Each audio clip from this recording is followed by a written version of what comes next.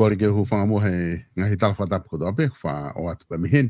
Talangata e te au whai ki tua mama o ka ta whainga maari ko ni. Ke o atu ai mo polokalama ko ia ko e tarano ako mo politikare. Ai ko heni pia mo professor inoke hokao ke ma whahoko atu e polokalama ko e ki hui kini. Malo mo da ma e honi pia malo e ngahi ngau e ku whahoko mi apina. Ko lo e peko e taimi e ku me hafe ai nima e taimi ko anu silani, taimi e fiafi. Ka ku tau whiwhia peko ma e whainga maari e ko ni ke hoko atu kia e tau polokalama. Pea ihene peko whiwhia fo ke taitari a e professor. I he laini pe me sene Asteria. Professor malo tau mao e fiafini pea malo e ngau e mihena. Whiwhia ke e tu o kuia i a sene Asteria he hoa e whiawhia a koen. Silvestar, malo mua pa ko whakatulo wat pe, ko whanga atu I he whakatapu, ngai whakatapu, hao whaki me e programa, ka e ata pe ke whai haki I lawe ke ha whai ngā mea ke tokoni atu, ke tokoni hilo na tokoni ke tau ngā ue, o tau ki whanua. Ka ku Asteria he ahoni umau au fia pe, ange pe umau tu ke uhaka pe ke whupapau. Ka ko mau ea o ku whainga maari e pe ku kai ki o whanongo ke community o ku ia hafu mea whewhe. Lahi pe ngāhi katoa ngā pe ko whamana to aho tolo a ka me kulaba atu te whanongo pe kulaba lele. Ka koi kehe me ea ko ke te aha mea e ki I ko ki mea pena e asumai ko ai tama ai tonga kai. Ngā po pula mahalo ka ko teu ke tipoti ko ko ka he whainga mea ko langa, ko iate, ko mea. Kata ko mea tatau pena e whai hau wai i pati pōti me i Ameriki Tonga. To mea tatau pena e whai mai hen. O te pōti a te taimini. Ko ki tānoa pe mena e tere mai he wike atu o ia ka ko tau ofa pe ki he whamiri. O whape koe ki uesia ai whangai whamiri. Mo he koe ke aha mea te tau whakaamu ke kovi ki hata simesta. Mone pito profesa pea ku whawhiwhia pito ai ma o taimi he whiawhini ke hoko te ta polokalama ili ange ai ta polokalama whamui mui. Ko tui o kuke mea i pe profesa ai tuunga kui ai tau ki whanua koe kotonga. Ika ke ngata ai ku me tomi neni whoki e he mea wha politikare e ia. Ngahi talanoa koe o e ahoni, tatau te whito ke ngahi mea mei wharearea pepe ke ngahi pe mea aki me hāfua ngahi tālanga i he mitia mai mitia wha sosiale. Pe au ku kauai e kakai hono talanoa i pe mono o hake ngahi whamatala me ngahi whetu ke heke. Ka he taim tatau whoki. O ku he kai ke lava ke tau talanoa politikare ata pe ki he whanua he guai moe mea koe mahuinga e ako koe guai moe mo uilelei.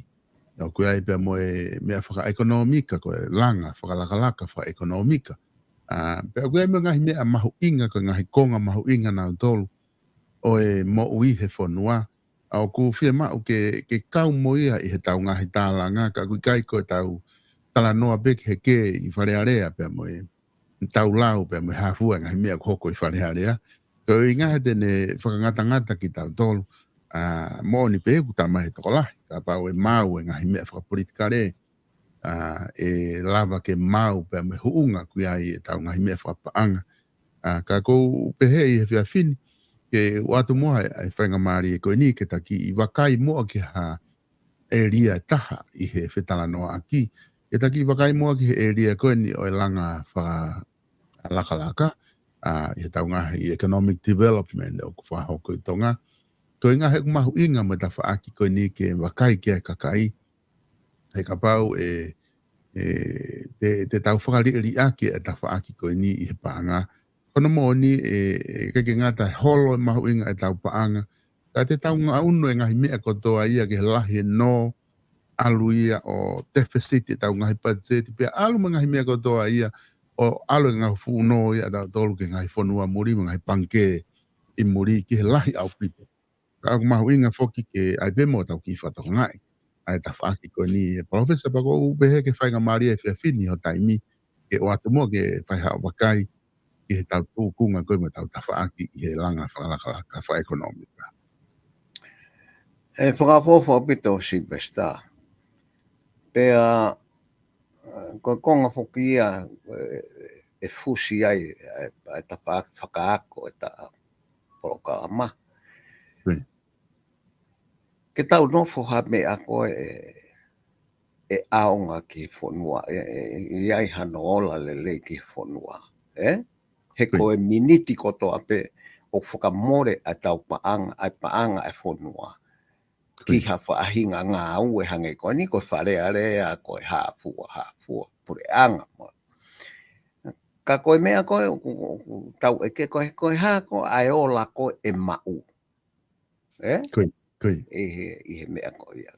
Koe ki ilo vai pe, whakalawe atu, koe mahu inga koe, koe ngahi polokalama whakalakalakasi pesta. Ke mau hapaanga muri ai whanua ke tokoni ki hono totongi e ne ngahi hūkoloa. Koe. Pea koe tai mini koe paanga lahi taha ku ne hapai ki tau tolu e paanga kou tokoni i atu e kakai tonga me muri. Ko aluia o peset lahi au pito i he anga o e pachete ai whanua. Ka au i kai ke hā mai ha whahinga ata mai u toi māsila anga no whakaukau e tau development, ai langa whakalakalaka. koe langa whanala ka po, te whitu lahi peka e whaatala noa ki ai. Ka kai ke ilo pe ku uiai ha ta whaaki o whahinga tala noa pe e au ke pure a ngā pe i kai pe ku ngata pe ia he Facebook ka. Ka uiai ai ka kai unau wha tala noa ki ai ka koe ofa pe o ku tānaki atu ai ke tau luku whakau.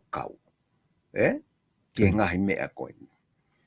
He koe whakatoka ngā Silvester, ko fuoloa e tau lere mai lau tau, e tau ngā ue. O ta tau pepo e haha whainga ngā ue, politikare, ekonomika, o ku tau nofo he mea koe whakamatala ta e kakato. Ki he mea kotoa o tau wala ke. Koe kia hafo i mea ia te usio atu kakato ke lava o mai o tāla ngā i pia tau lava whakalelei. Koe mea kotoa pe o mai whakakonga ki ha whakakaukau pe ko aseeni ta whakapolitikare. Pia tau tāmate ia e mea kotoa na e whakotu ke langa whakalalaka e whonua. I he whakamatala o ta e kakato. Pea ku tau kei lere pe he ta e kakato ko ia Silvester he funga ngā ue koe e tau whai e tau mea kotoa o whakate whito he whakamatala ta e kakato. O lere mai po au ke ahon.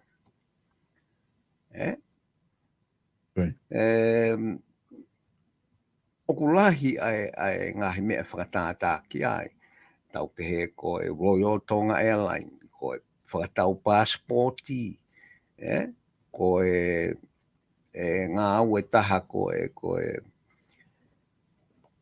convenience ki he ngahi waka, koe flag of convenience, whakahingoa e fwoi project ko ia, ngahi project ko ia. Koe tau mua ke tānaki mai he mea ko ia ha paanga muri ke o mai ki whonua. Koe whatau passporti ia, ko hange koe ni, koe whatau passporti, ko tau lere pe whatala noe pa tau tuhu whoke tui. Koe mea whakapolitikare.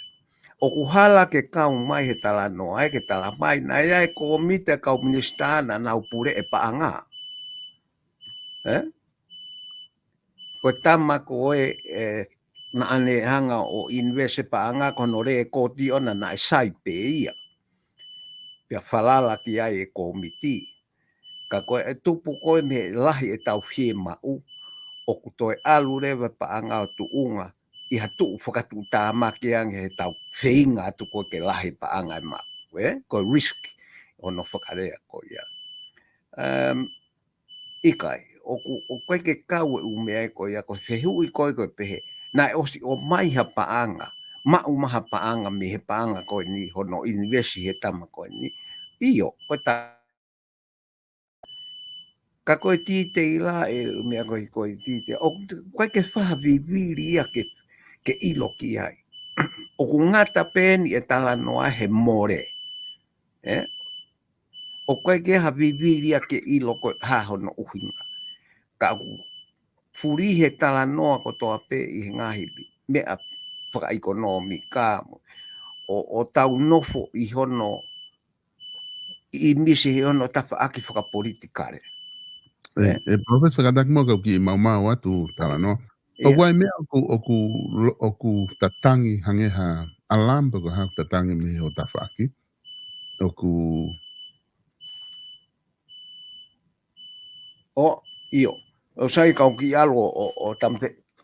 O iyo.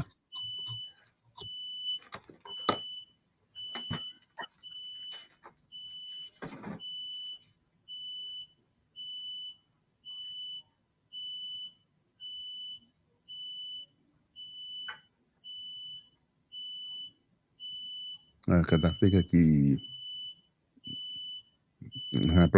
Professor ki tamte i mai.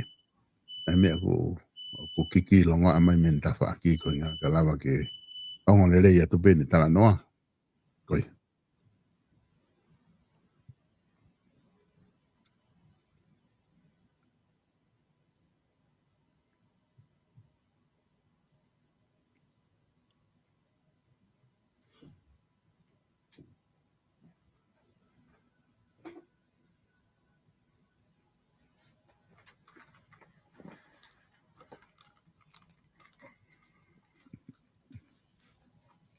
Ka taksi besta ko pea ko ke fano mai ki ai ka koe fahinga Koina ku mate mai ko fahinga sound foki alarm ko hange ha whakatoka ka Koi.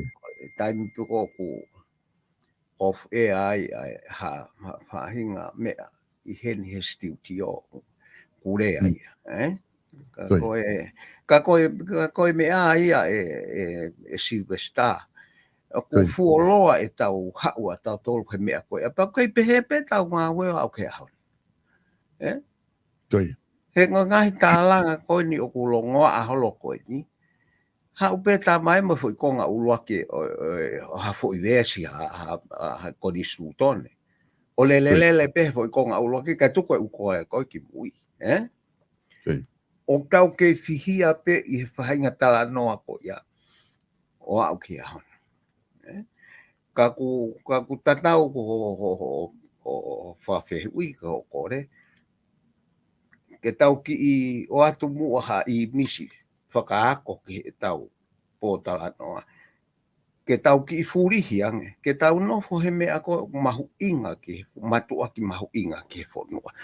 Oku whawhofo pe o ia o whaulao. Kaku I kai ke ata mai ai ngā ue ko ia o tau whaifkalere. O kulawa he tau kakai ko nofo he waako ia he legislative o whakahoko whakarere ai ngā ue. Pea o e whihia te pure a ngā ai he kunau kei kakato petari kotoa ai. Ka koe haua whehu ia ka haua whehu. Ko whehu ia u whakakonga pe ia. Honori mai. Hange koe ha mea whakakata aki he kau. Mea koe tau here ulu. He kau fuhu. Ke toa te tamako ka tuki. Pehe e tau tō koe e tau tala noa. Ka kou nofo au e Silvestar o Sio. Koe ke tau whehu I koe hā koa ha polo ka lama langa whakalala ka pure a ngā o whakatau mua. Kene hu mai ke toi whakalahi paanga muri e whono o ku hu ke whonua. Ke he me whanki mea au tau siu kai ko ngō ue ko. Ue mea hu holo ai ngahi ngā ue pehe.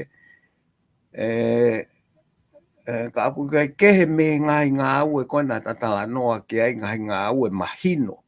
Ki mua koe ngahi ngā ue na e whotuku hai pure anga ke mau mai hapa anga ai whonua. Kehe me ai o ku I kai ki toi fu loko whakatoka ngā I ha ngahi polokalama whewheka pe o ku whakahoko Mahalo tau polokalama whakahoi na teu ke mau ai mea koe kau e passporti, kau e Royal Tonga, koe ngahi polokalama koe ni e Silvestar. Koe whakatau mua ke mau whapaanga muri, Ka koe taimi koe oku tau tala noa ta e kakato ai ki ai. Oku hange pe ia ko Tonga na ane whakatau ine passporti. I ka rewa ke I loia koe passporti koe na whakatau koe passport, class passporti ke heia. O kai ke alu kia tala noa ia. Kai ke I loia koe katoa u whonua u nau ke whakatau passporti pe o au ki ahon. Ka koe tupu koe ai mālohi ai politiki o ku mo uye me ia koe ia he whakamatala ta e kakato. Koe lore ia ke mala e koe ni. Ai whakamatala ta e kakato. Ka ie whakamatala ta e kakato o kune ue sia e tau ekonomika he taim tatau. He te tau alu o to o me me ko ni ko fehala kia ko tono no fa foi ngā ua. O kui kai ke uhinga e ke tamte iai. Tau lawa whakalerei, kai hoko atu pe. Ko ngā uki Australia ni, kei whakatau passport po au kia. Ka iai hao 5 miliona o mai o University Australia ni, he ta ua taha. O si o atu ho citizen iau. O iai ho nofo whonu au heni, o ke toko ni i ke tauhere i mai ho paanga ke whakamore kene. Koe ngai whonga kehe ia Australia ni o whai a kehe ngahi area wha ekonomika. Kau toi kau wai mo nofo whonu Australia, mo passport ia. Konu usila. Ko taiminga na tau talanoa i koe ke paloparema e ngā ue passporti. O koe ke asi mai he talanoa ia o ku whakatau passporti katoa upure a ngā wanu atu ko whepu. Hange penia e talanoa ia Silvesta, ko tau tolu pe ko tau whakatau e tau passporti. Ka koe whakakau ia ke tau here i mai e kau milionea o fie hola me Singapore, pe ko me Hong Kong, o nau fie alu ka ngai whanua kehe, whai ngofu ange, e nau wala ki he passporti tu wake, ai passporti tonga, po e passporti ngai whanua kehe, koe hala ia anau tolu, ke nau hao mai, e kai maurewa ai paanga ai whanua ai. Tau whakamea pang o ia pe tau tolu he ne more, ka koe anga ia ai fio koe atu tāmaki mo ngahi mea pehe, ko viviri atu ke mau hapanga lahi ka ke I loia I he anga o whakawhonua la lahi mo e pisinisi ko ia. Ko lahi anga o fie mau, ko lahi anga whakatamaki hopanga. I whahi ngā ua pehe. Pea ko tau pehe ko hae pa lahi pa anga ko ki lau miliona, ko ka pa anga lahi ia, ke whaia ka wa inga he ngahi market whapapure anga. I ka koe tupu e tau tala noa whakakonga ki ai ko tōholo pe toki whakatonu rea mea kehe. Kana e lua taha pe e tuku waki I ko ia he tui. Kana e kai we ai tui ia I he more ai paanga. Ko mea e koe nai tatonu ke mahino. Ka ko whahinga tala noa ko ia Silvesta ko wirifia ke ia upo o asi ahon. Lolo tongan, ai mea kui ko incomplete information, ai ta no. Pa ku ne uesia e tau politikare, uesia mo tau ekonomika, ko mea ia ko une toka ngai ho tau whonua ka ko takore atu ke tau nofo kapana tau nofo eke ai ngahi polokalama e pure anga ke langa whakalaka pe tau tālanga ia pe hala o nau fie mau ke te whalerei I ake ngahi polokalama ko ia. Mahalo te tau ki I ata mai ki mamani.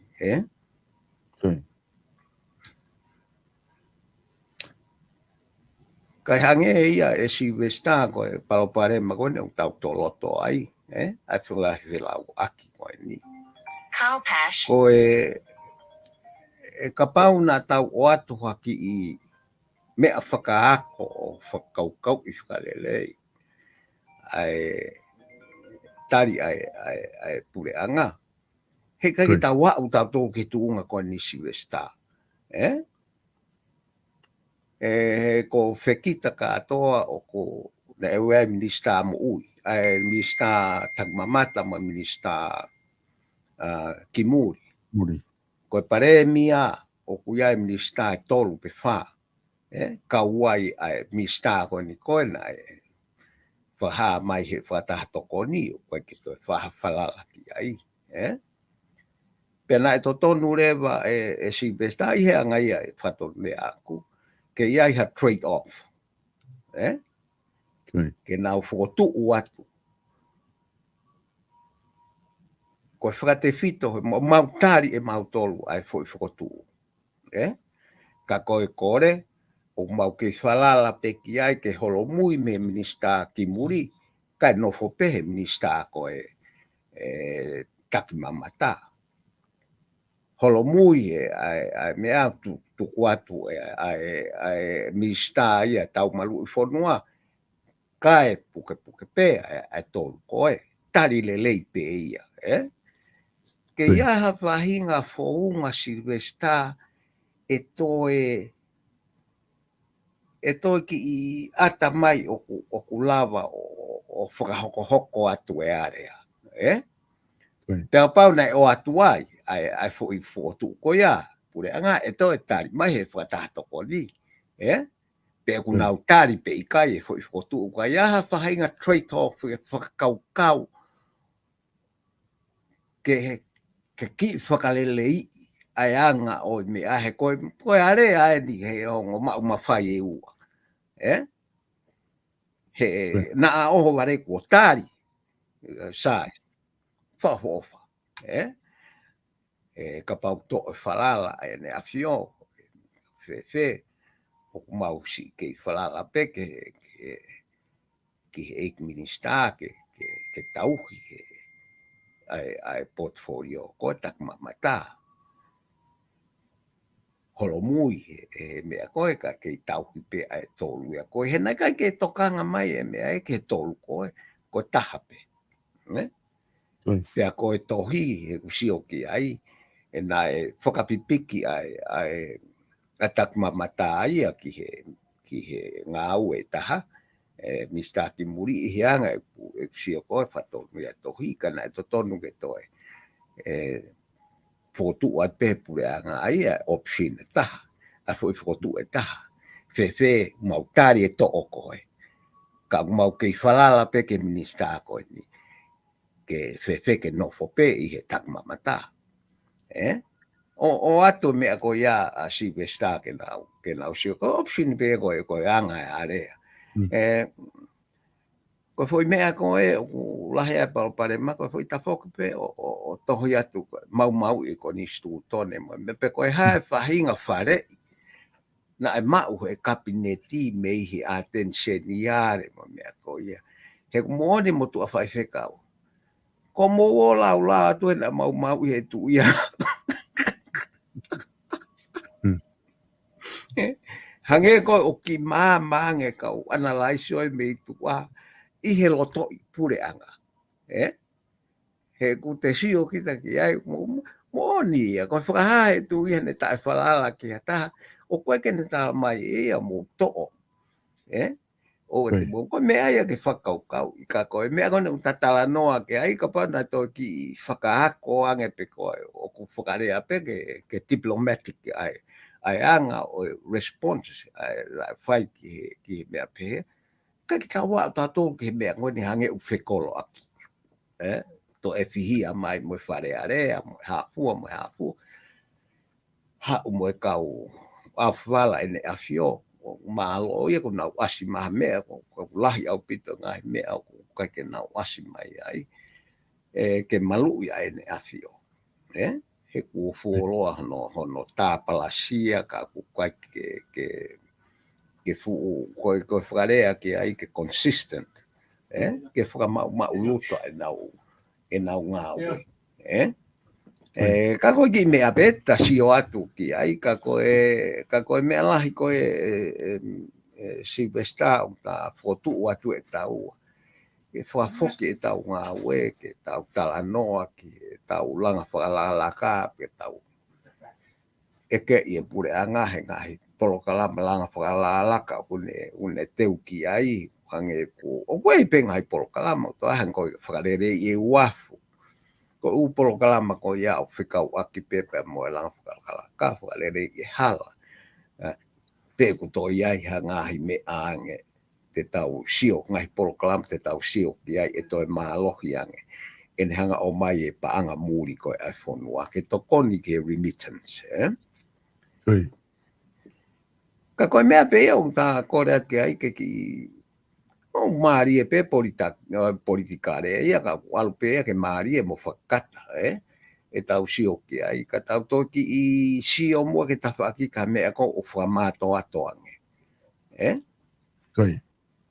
koe mala e politikia koe mala e maari e ku whaingofua o pito no whita kai holo. Ku nau nofo I he whanongo ko e kakai mo ha loto e kakai mo ha fua o whaingofua pe ia. Ka aku nau taimeni ihi o tau sio o nau wa inga nau tolu I he fo I whalala ko ia.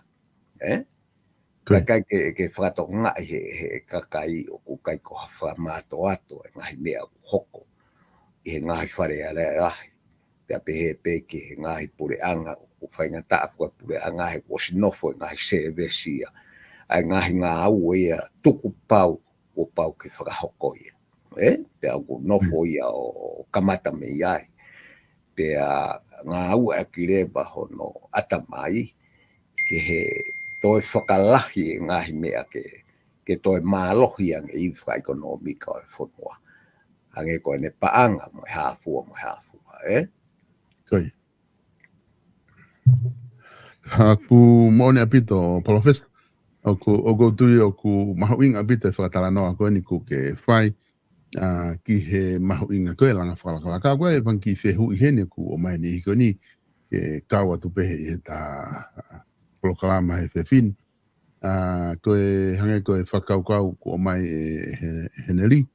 Une pe mai koe palapare ma koe o mai mo nau ngahi aptaktaha mo e ata mai manu mo loi. O more ai koloa koe whanua. Aia koe ngahi whakaukau pehe ku kua ki holo ke takai. Ka koe whehu I eni koe ha ai misinformation mo disinformation I he whare area o tonga. Koe ki whehu mai peke I te ki whamaala mai ta whakoia I he misinformation pa mo disinformation I whare area. Koe misinformation ia ko mauhala pe ko aveha whakamatala tai kakato, Koe. Ko disinformation ia ko o hanga e koe o whau fo I whakamatala tai kakato o ave. O tuku atu.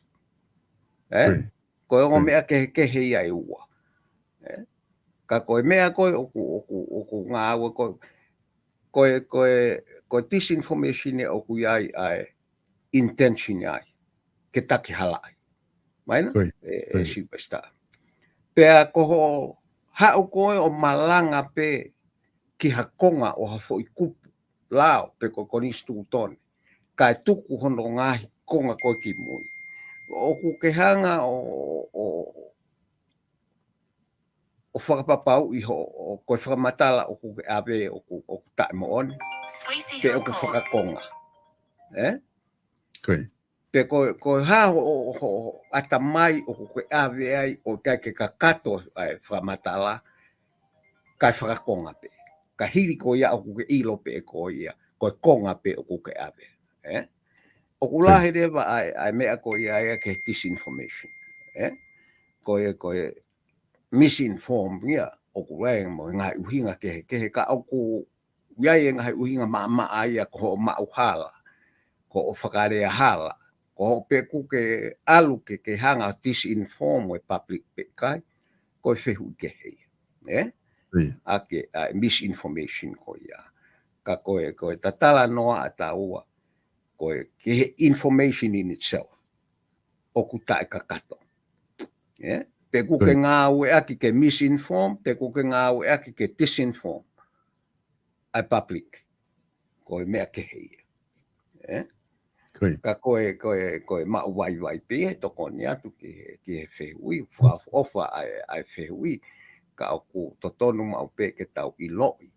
Pe ko whe taimi pe koe vare lau koe ai tangata koe oku ne misinform. Pe ko o se ilo lelei pe. He koe umea koe ni kou tatala noa ki ai si vesta. Oku aluia ke mea koe disinformation. Oku o si ilo pe au tae kakato. O kai pūri ia. Kai ave pe foi konga koe. Oku kau kau le rei ke asenita pe koe ha asenita fo politika reu fai. Kise si at pe ki whare area. Oku hoko koe palo pare ma Silvestar whakatou osiki na ua. Kei. O kuna ma ui I he taimu utai ka kato ai ha whakamatala. Ma ui lo ua. Pe ku misinform, ko kuiai e whahinga taumua pe ko intention o kuiai. O kui kai ke tokoni he tau ngā ua he taipulai. Kei.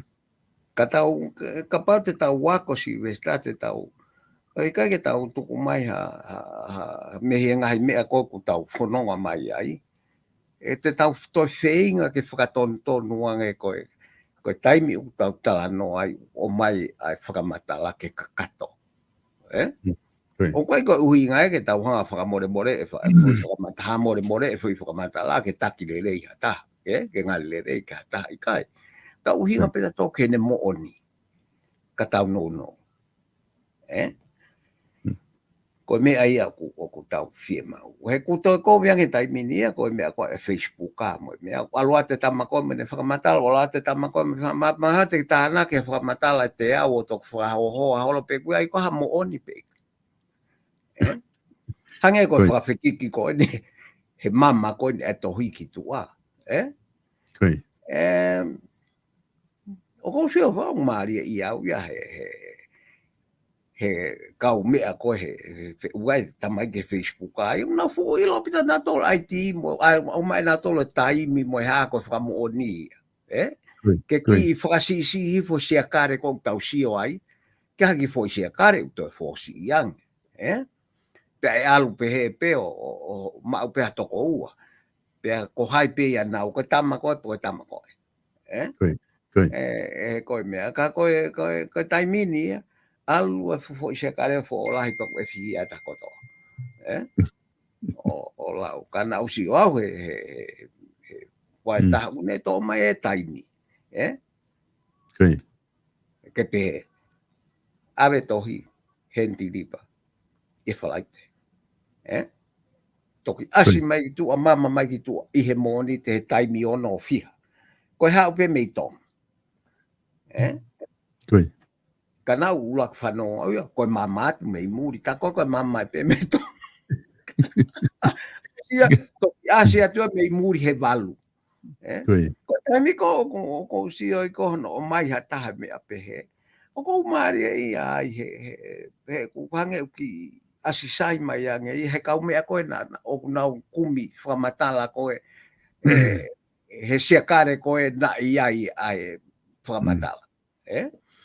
Aku maari Silvestar. Ka koe ta whamaala ala pe ia ki he mea koe ahe ka ki tau fu nofo whao o analyse o ai pe koe misinformation, pe disinformation. Ngai mea ku wharearea ka te tau lawa me tau tau ria mau ngofua pe ia. Koe pawesa koe whakaukau koe ni I he lulu tai neonga kuke tama he ke tau fu lava o nofo o analyse whakaiki ki kotoa ngahi mea kuhoko. Ka koe whihu ko mai koe ni I he lulu tai. O ku information ko ku misinformation be ku disinformation be both ka kuhinga ke tatala noa ko Silvestar ku tau ene whango fulu e tau lere mai he information whakong incomplete information pa ke iau pe o wesia e tau ngā ue he taimi aho koe fo matala ke aho koe fo o sai pe pa angai e whakatau whakapuna he whakafufuang kia ko ta wha miliona koe na whakatake whakapuna. Ko ta wha miliona na e whakotu ake ai roi o tonga. Ka ku hao e taimi ia, ko e whoi paanga e ko ia, ko ki whakapuna pe o mau. O mai, ko mea koe o ku necessary ke kumi he pure angai whakapuna. Ko mō tolo ko tau whehu ia, ko e haku lolo tonga I pe ai lere ai public enterprise. Ko hopa pure angai ki tua o fotu a private company. Ko me o toton ke tala noa. Io ko ke tau fihia e tau tala noa tau tolo he ma wakapuna e fie ma o wakapuna ia. Ko mea koe ke tau whakatonu, ke mahino mai whakamatala, koe haa koe public enterprise, koe haa kua privatize ai. Koe whoi mō tolo ko iana e huu mai pia mo tui one toa hono whotuu koe u private company. I he taimi koe ia. Pea toi hao pepure ang koe ni, o kake toi whasio ki ai ka nau o mai po mui ai. Koe huu koe whahinga koe tala noa ki ai. Ko mohama tō awe ki tua ke mō poate whai te riha e mea koe ni. O tānang paankai koe u isi u ia e mea ke kehe e tau tala noa. Koe tari ke maasila o tari mai ke upfront information. Kai o peha ki hena koe ke mahino pena koe whakatau mei wheo, koe ke mahino hange na e kamata pehe mai ai mea koe ia. O kai ke o mai e whakamatala ke compete, ke package pe taha, mau whakatau e wakapuna, kono maho inga ai, whakatau mei mea. O tā, no he tau tae nau toksioni au he pehe o ku kai ke mahino ke ātita. E tuunga e o ku iai lūtu ai mohono poate. Peko hai. Ka ku osinahi e ngai kautaha e tonga nge ko kautaha ko ATS ai mala bakapuna. Ku osi privatize poate ko ia. E tau ngahi ngau. Kai asimai. Ai ke mahino. Pea tau tala noa ke kakato ki ha mea. Kai o te tonga pene tai kakato ai tau hike foi tai kakato taha. O tonga foi pea tau toki he holo he tala noa. Ko tau hinga ia. Koe whahinga awhanga au e pehe ko totono, taimi totono ke tau mawahe me ia. Ka lava ha tau ngā au. Ihe mea ka whaafofa au pito e Silvesta. Ka pau koe lulutai, ko eke koe pe fie mau he lulutai he wakapuna iyo. Mau he lulutai he wakapuna. Ko hae uhinga ngu toi longo a holo ai. He kui kai ke kakato mo mahino whakamatala nai o mai. Ka kou he kau e wakapuna fu o Silvesta whaafofa au pito. O alu ki hapai, ki whaiko fua. He ku alu e wakapuna, he ku sai au pito ke tau ngā we. Ka koe kei longo a koe ki ai, koe me eko tala noa tu ki ai. Ko hai fua au poat he kau taha private koe ni. Koe hae nā tūlai whahinga investment i whai ke kau taha koe ni. Koe hae rewa ai wha e kau taha koe ni, moe pureanga. I he whengau e aki whakapaanga koe no moe ha. O kai ko hame koe mea whakangau waka mea ia. O whainga taa no tāri Silvesta. Ka koe hae uhinga o whainga taa ai. Ka koe mea peko tato kone at petau ki he anga o tala noa ko ia.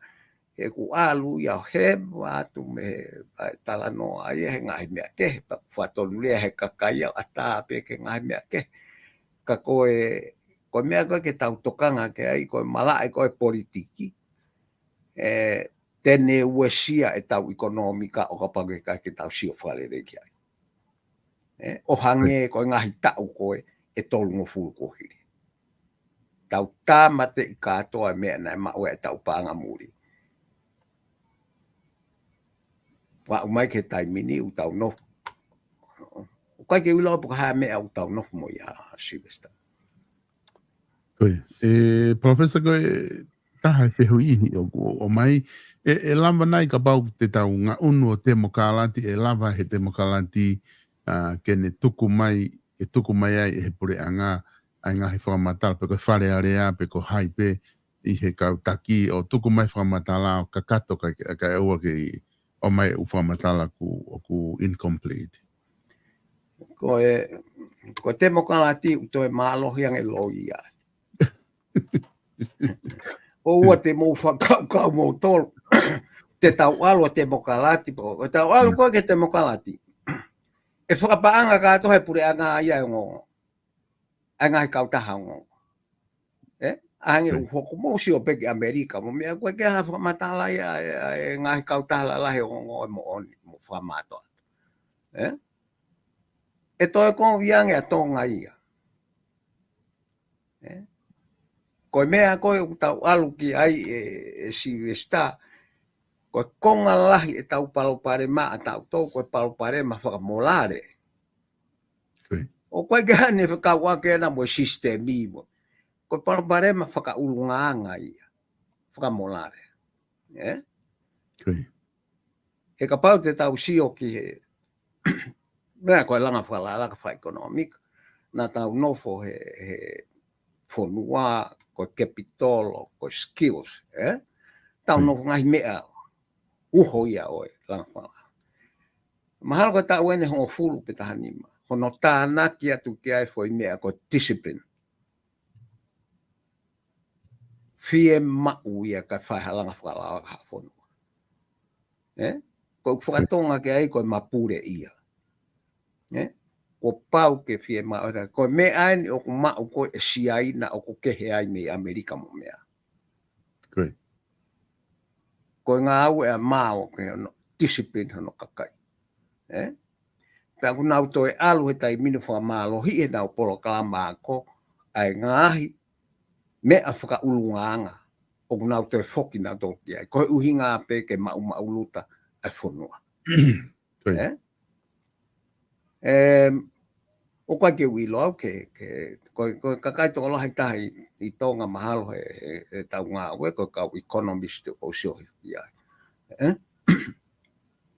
I he malai ekonomika. Ka ko hange koe tau ekonomika koe ke whahia keki o lunga whai koe lau. Pea koe lau koe hawhi kau ake tau wako mo tau ngā aua i ngahi mea. O whehi uia ai mea koe ia. Ka koe mea koe poini ko o atu, o te tau o manaki tau tolu, te tau ririu te mokalati pea sai e tau whakamatala. Tō e lahi ange lo ia he koe ngahi pure angai ufu masila au pitu.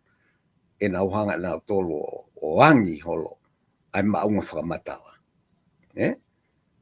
O kua au ke ahoni, o kuia e ngai tau la lahi maamani, mo ia ko ki mea pea wasi mai a mea ko kaulere ke wesite. Ke asi maha me e o kau kowi ke me. Ko nau tala mai, oi ia ue ko whaingata ia lusia, hala ata ke whaingata ia lusia ia. Ko nau osfie maari e nau tolo he konga ko Ukraine, nau mau he konga ia kurea whakalusia ia. Pe nau nofo pe nau tolo ai, ue ke nau fo i nau tolo he tau. Ko nau nofo pe nau tolo ai whiunga, ko mea pe nau mau fie mau e mau tolo.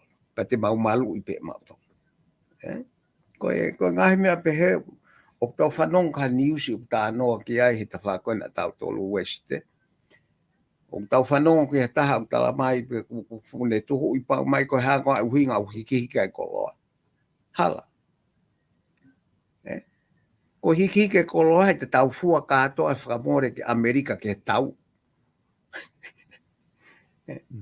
Na mau to kontre ke mo Amerika ke tol ngea wono fi piriona ke ba kauku I he tau tol ngo fulu ka hoko. Ava kauku I atom. Ko kamata ia no ta finga ke ta mo ua fonua. Kata wisi sio falere pe Silvesta. He ku kata ke ka pa ko ke tui mai hata haye ke me au fa ho pe ia. Ka koe tau tā no pe tolu koe tau nofo tau ki potahi mo sio holo he koe. He ku kau fuke ta whamalanga aku. Ko taimi ke sio e Pasifiki ia ki he neutrality. Ke issue koe neutrality. Ko taimi ke sio Pacific Forum i kia. Ke o hei kai ke tau lava ta tō malu e Pasifiki ake ha tau kau holo e ngahi whahai. Ka tau ahi e mea koe ke neutrality ke tau nofo ai te tau ki fie maari e anga. He kai ke more ngahi toko ni ia e Silvesta. Ka te tau nofo ai he ka koe whakapolitikare whakamahman lahi te tau nofo ai. He kuosi ngā au e ke ngai whonua lahi. koe ki nau kau nā tolu hatau, po koe nau lota nā toke whakamahafu, nau whetu o, ngai mea koe ia. Kai oho pe ki si o e kau mea, whakau I Sipesta, ai mea koe ia. Koe. Professor, ko wilo mahalo ku mauna pita e ngahi whamatala koe ni o ku lawa ke tau wahi ai e ngahi whakau koe ni ke tau langa whakalakalaka me ngahi wesia ko hoko koe ni o ku whaiki ai e whakatala noa. Ko sia whoki he ngahi ngā ue o ku whawhihu ia whoke pure a ngahi taimilahi. Pe koe hae ngahi whakatūtū langa whakalakalaka whaekonomika. Ki he whonua ko ngahe ku tawanga ki pewhoko no tala ko tonga koe ki aha a siweri pe maha resources hanga i mea mawanga makakoloa I lalo whonua pe ko halolo pe ko ha ngahi mea ku keri hake ngahi kopa ma umea koe ka koe ne tuu whoki hange ko seo ai I New Zealand ko te takai holo he u teori ko osi I ai whanki mila mea kai I he whainga mea kai pe taki kilo e ua, taki kilo e tolu, au kilo e nima. O ku kau e ni mo o mea ia na te whakau ki ta ia o ku lava o mai whakatau. O ku wai u whare ia ku whakatau ai na ai koe pulu hoka koe me he niu. O ku o mai moia o kau hono peki whakatau. Ngahi mea lahi au mau he ngahi whonua o stai mua fisi ia. Pea kau tuke moha moa. Koe ne whangihina o whakatau holo he u te uri koe o tai. Ngahi o tai me mea o mai o whakatau. Kaku tai mua mai whangi whanua ia hono o mai te omi he whangi limiti e whaingofua ke kakai ke na watu pe o mai nau ki kilo e ua o mai o haka. Ko tau tolu whuku tau kei o mai pe tau mea kai. Kaku tau o mai e tau ngai whutangai piko ni kilo e ua nima. Aia koe ka paureo ko te IC a kitai au ku oksisi I whionga pe mo kiki. E kai ke te no whukita whakatau maa tangai mea kai koe ngahe mau mea kai e tua. Kau te kai ke tau ngā unu whewhe e tau ngahi mea whaka ekonomika I he whanua ke lava he ku lahi pe marketi ia ka ko tuipu ko koe ki uilapo ko hae palapare maa. Ko hae hano solo ko hae mea ku na koe ke whia mau ia ngahi whanua e tau koloa mea kai. Ka koe mea ia o te whakatoko I professor o ku asi holo I New Zealand ai tai mua holo a fisi mo mea ha moa hano o mai e nau ngou e ngahi mea I he whanga meti o ku whaingofua ke kakai ke nau atu whakatau mai panga whiha, panga nima, panga walu kai ke nau tari peke hafu tangai kilo ua nima patoki panau toki ave mea ko ia he Koe mea ko tau uhika ke ai Sipesta. Ko tau ene whia e whao mai tau mea kai e whutanga ioni. Koe. Whao mai, kei whao mai te. Mua peke taimi. Ko whaunga le rei taha koe he pau ko tau maua ki koloa mea. Whaka ekonomika, o ku ilo pehe kau ekonomika. Ko tau whiinga ke mau e value added. Right? Ke toi whakalahi a value ki he fwoi mea. Ka pau ko fwoi mani o ke. E toi lahi ange sirine mau ai ka pate tau mire mila e ta kilo ni mai puha mo. Wha puha mo mea. Ai ke tau kei nofo pehe tangai. Alo ngai whonua ia he value e te to wha puha peki mea nau mea. O tau kei nofo pe tato. Ka ko tau tō longoa alahi tae politiki. Ko tau hinga ia. Ka pau e nofo e tau bea ho tala noa he longoa more ho tau tai mihe longoa e politiki. Kai tuku e mea koe ke langa whalala ke maha pa anga muri e whonua. Ko mea pene hoko. Mahalo koe ka wharearea e longoa alahi tahan ko tau tolu. Ka koe whehui. Whewhe tau ngā ue koe. Toi uesi a mo ia. Toi uesi a mo. Oku iai e ka kai o nau wheinga private o. Wheinga ke ai pa koe polo kalama e pure anga poti ngā ue koe ia o nau tokoni. O tokoni ia e ka kai koe ni. Ka aku futuai. Oku tau nofo tau tolo tala noa he tau poto. Ka kai ke i loia pe whewhe. talanoa he tau toketa mo e mea tuku ia mo whakamā. He pai ke tau lava hanga au o siwa o mai ha tau ngā. Koi. Koe mea mo oni ho mea o pehea asterian. O kui kai ke toi lau ia ko maaketi, koe ke ha maaketi. Hei kai ke tau toi lava e tau tolu Silvesta o whawhanga ho tau kakai muri, koe fo i mo oni ia. Pea ko ho toi alo kumi maaketi ki a hai. Koi. Koe whamasila i peho ngā ue au ke tua tukua no mai mani o koe kai toha ufi mo mea mo ulere ke kakai. E to o ata te ufi koe lose ko ufia mi Afrika koe ufia kai ke to ke heke mo mani o ke. Ka tauhanga o whakaukau i whakarere i koe. Au ko whatano pe o ke ai. O koe ke ha me e whakapanga wawe taha ine tō mai ki murini ka koe kaha mo kau mere. Iega. Koi. Koe ne tō mai pena whatau kestu upehe kakai. O ko te lere atu ki tai ke o maha te kato ufi ko tō mui. Bo osi. Ai fu contain nā, Silvesta. Koi. Koe mani o ke mo lose, mo te tau wheturi holo ki tamoi. E tufo. Ka ko hange koe mea tau fihia he tanga ioni oni, o tau ke fihia pe tanga ioni oni o mai ke hao.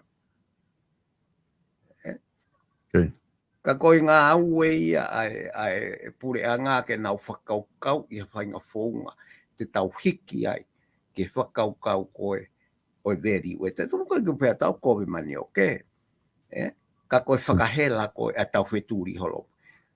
O kutoi ai fo i me ai tai mini koe kore, ke whakatau ke tokoni.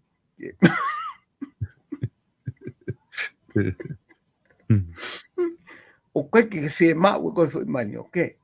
Ka koe kore ke whakatau ke si tokoni. Pea koe lahi ia, ko tama pe ko ke si ka whakatau koe pe tokoni ki ai. O no holo pe a he. Ka whiu tāri mai ki tangata i ngō ue me i tō ngā.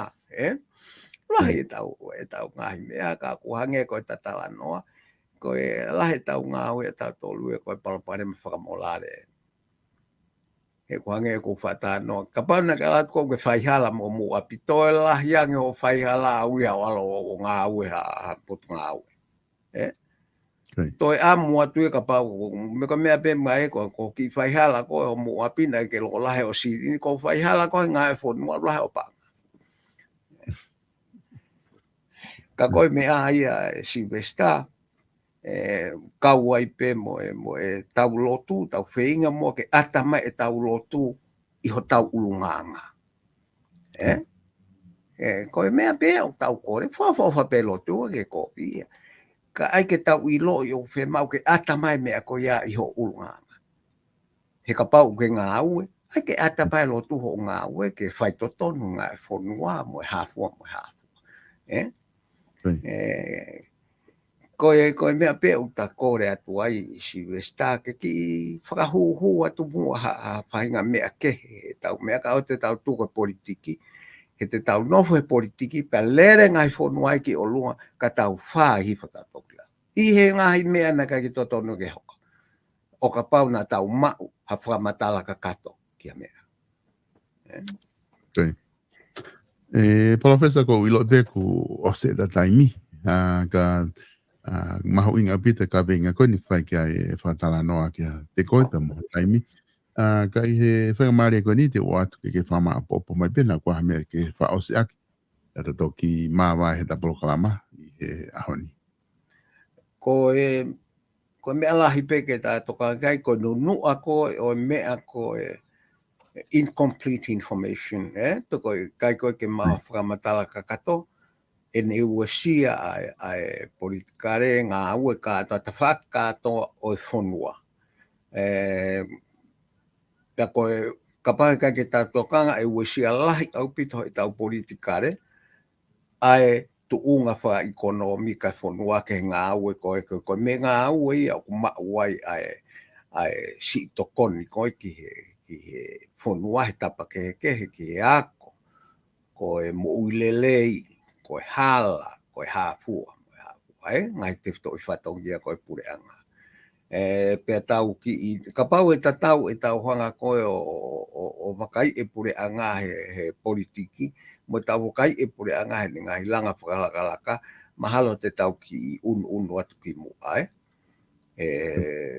Silvesta ka koe takore pe ke un ta fotu atau ke to ki iriri umu ai tau sio ke tau tala noa e mea koe o ku mahuinga ka koe mea mahuinga koe ta fotu atu koe ha unga ngā ue e whonua whai he pure anga ke mau mai ai hapa anga muri e whonua meitu Pe koe ngahi ngā ue au tau lawa ke tau pōpō i he te tau wako he ngahi ngā ue ko toa pē kua ta honga tamatei a ke whakamatala ta kakato. Pe tau wau mai ke kua ngani kei lere pe ngahi whonua ai he ngā ue ko iau tāna ke nau pa anga kau tau ta uta tō kua samte ia. Koe tau pehe o ku hala wha politikare. Ka koe hala wha politikare ko ia koe konga lahi o tukua ki ia ko ia. Koe whakamatala o tākakato. Ka koe mea pē te ta whakama opo atu ki ai ka tau. Koe ta kore pē ke tau. Sio e kakai koe ulaka whehu ia ke nau eke taimini. Koe ne hau pē ha mea. Koe ulaki eke pē koe kakato ni e whakamatala o mai. O tuku mai. Koe kakato ni o kupu o konistu tone o tāno ngā tau wharearea. Koe kakato ni o polokalama o ku ngā au ke pure. Ngā tau eke ke kakato mea kotoa. Ka tau toki sio ki ai pia koutu e whakasi isi ia e tau longo a kulua ki ia. Pia toi whakamasila ia nge ata mai e tau kakai ngā au e ko ngā au e hawa ape. Ke langa whakalaka ke toi hau mua mea o toi saiange whakalaka mo i konga. He koe mea pētaha te utānaka ki ai Silvesta. Nau whanonga au whae tala noa ki ai creative brand koe hāfua. Koe mea koe whakamaketi. I he o koe ke toi hela tau tōruia he o kume brand. He koe Kingdom of Tonga ai, it's a brand in itself. Koe si tapa i pe Kingdom of Tonga. Pe tau whainga rewa quality ki he lelei taha. Ke oua na hanga ha mea ke tau hiki e quality i he brand ko ia. Ko ne si opi ke ha taha ia koe ke toi whehu ia. Ai mea. Ana tau ta i tau tola Kingdom of Tonga e puha ka kan kowe mane o ke ia. He kai ke ka inga ia mo mea ko Kingdom of Tonga. Ka tau proud te ake mea ko ia. Pau te tau te ota tō kum brand mo whakahela. O wasi o mai brand ia koe nahe i kai toi mau ia haa whonua. Tala mai pe ko whea whonua. O Britania pe mo tau tō. Ngai whonua tu. He koe mea pe to koni ke tau ekonomi. Ka hau pe tau mila ufi Silvesta o ku Kingdom of Tonga ku osi. Pesete ua noa te ala ataki. E nima noa te ala ataki fie whakatau. O te tau toi au ta tolo he kuhu he ngahi whonua ia hang ko kau fisi ko kau inti ai. Ni huta ngai mai nau tolu ia toki peki. O e te value ki nau mea kai o nau business aki. Kau tau whakatau ange mai pe ke tau whai e ngā au e koe. Tokoni ke mahu inga e tau koloa o whai peitonga. O ko wilo pe ue ai kakai ngā au e ki ai ke mea koe ia. Ka koe ta whata noa piko tāna ki atu ke tau ofa mai. Te tau toi hela tau tolu he okum brand. Koe brand pe ia pe toki. Whatau taha pe hingoa ia. Tu lalo ka ku. Kau tau laki tau tolu tau monu ia heu tau kei mau e tai tolo ki Kingdom. Koe mea ia. Silvesta ka koe tokone at peke kakai koe ai peke whakatupa ki whakaukau. He koe ta polo kalama fok ke whakatupu peha whakaukau ke tau toki i. Kau ta whakatokanga atu mea ofa mai e hanga he politiki o mau i e tau mea koto. Ka paho I kai ke whakatonu e tau kau politiki ke anga nau tala noa ke toi sayang. E mau I he politiki e tau ekonomika. Kau tau whakamooni pe me ngai, kua te ala tu he ni koe kapa niu, koe haa fua hau mi haa moa. O koe ke ofi niu e haa moa, ke tau niu. Kau tau whakakoa ke ngā kapa niu. Ko nā o main mo kapa lu, mo pe ko fuoloa nā unofo, ke ko ilo koe upo na bankrupt whaka haa moa ia. Kana e huat koe ai World Bank, o whakalere I mo kapi nau ekonomika ke lava totonge nau no. Ka koe tau e wufu tupu o sina e hoko e paraparema koe. Te ke tau wā tau toke paraparema koe a Sivesta.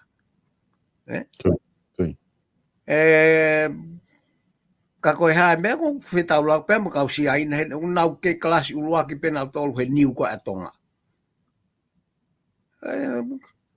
Kei eke mai pē ai Blue Palm, ai niu kirisi. He tau tangata na e sio he niu kirisi atonga. Nau pēna toko ni kirisi le tahai. Ka tau whakau ki ai, hange koe ni koe. Taimi pē ke tau tō niu fo o tau whanua. Nā o ware ku hao tau tangata, ko toi māsi langa nau ngahi, ko tai bini. Kai ke lava he ngai whanua, lolo niu lalahia, whakalato fie maa seaina mo siapani. Ka koe mea na tau iai e Sivesta. Ka koe tau talanoa koe ni. Whakatau mai Papua New Guinea, e tau misin ta tau lolo niu. Sang, koe ke nao na toku mea nau misin fo o, kei laka ngā pē misin ya koe ta tau lolo niu ka atonga. Nao na tō whakatau mai tau, o hiki mai, ia whai ake nau ta tau lolo niu. Ka tau ni ma pe tau tolo. Koe ngai mea ke tau wako mea I hena o siwa, whakapaipa o au ki wafu ke te pamu e lolo mo e ha. Pea, mahau e tukua ki I koe maketi a hoko iana, kai ke sai. Kau koe ka uhi ngai ke tau hanga ai o whata au ngā e fu ngā au e, na e whai ki ai tu pōwha. Ka koe ke uhi ngā au ke uhoake mea koe ni e si, koe haka peke tau wako ai, tau sio, e tau wako ai, pa tau kamata ke tau whakaata ho tau hala ke ka hau. Mo tau kore at peke kau politiki ofa mai, ai kakai o te moto e kau motolo ai mo, ko tuku peke nau soka ai, whare kaka tau hanga tau tolu ke pure anga. Ke whakarere I e tau ngahi ngā ue, pua mo he koe ka pure anga e alu e Sivesta, wala atu pe o si hiri mai ka pe ngai he uma. Pea toki fute holo e ke ngai polo kalama ke he ka kostokoto mai ai ka ve ngai a ako, koe health, koe hala, koe transport, koe stokoto mai he uma. O koe ka hua tea pure anga pa pe he o ke hua atu, ta hiri haka pa ka venga hauma. Kai, ke hua pe koe ke foi mea o si hiri a hauma. Ka tau whatau ke peu tau, kore ko tau kakai, he toko lahe tau kau ekonomika. Ke nau toi whaha whakau ka wange, toi māsi lange, tuha mo e kuonga, mo e lau poto tau alholo ai. I he Pasifiki, he lere whanua Pasifiko to ape iau si lere ki o lunga. Tau kamata whi au I tato mo ni weu, toko ni maafe ko ape kai. Kiri pati maa toko fiha. O tamata tau walu tato ki here bolo ko ia, ku walu haka haa moa mo fisiki, ko una walu apita na toke o lunga. Sivesta ka koe mea lalahi pe ia te tata anoa ki ai, ke ko ta ai peta ke whakatupu hatala no ai kakai ki ha mea au toe fo ouange, mo saiange. Ko mea ego ta kore atu ki ai. Ka ku sai au pito ia Sivesta ma loa lava e polo, e tapolo kalama he ani. Koi. Profesa Malo Pito mao e whainga maari e lava ki whae whakatala noa koe ni he ahoni I he kawinga mahu I ngā koe ni. Pea ko tui o ku tau waka ko toa pe mea I he whainga maari e koe. Pea mo e whakatala noa koe ko ke tuku mai. Ka e Malo Pito ai prokalama kata toki pilongoa ke hiri hau wike mi heni. Malo Pito Profesa. O vātsi Sivesta ke kau sponsara pe ke tonga kotoa. O whakamore hana au taimi ke whanau mai ka taua. o pete na ofehia makatao ka pa na ka na tuika tala no okay ia malo apito malo o ku whamalo atu ka tingi mo tolu ko tō pēka inga, ku lawa ke mo kauwhataha mo ki maua, i he prokalama ko ia tāno ako mo politikare, haia ku o atu pia mo palofesa, i no ke huakau, i he ahoni, o whapena e ongolere e pētau prokalama ka tingi mo tolu, pia mo tari atu pē ngai whihui, ko na mo o mai, ka mo mea tau toki whelongo aki i he ngai prokalama ko ia, o e wike kahau.